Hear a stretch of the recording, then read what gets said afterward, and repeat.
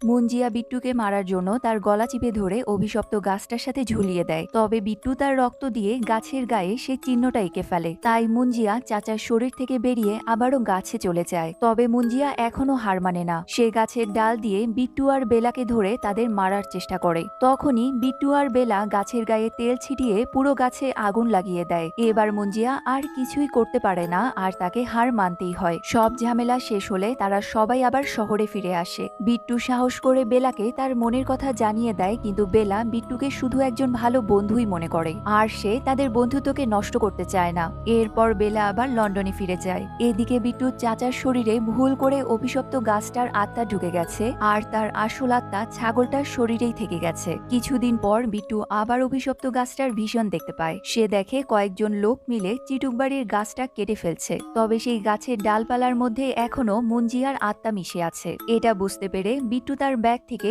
দাদির দেয়া লাঠিটা বের করে। আর এখানেই এই মুভিটা শেষ হয়।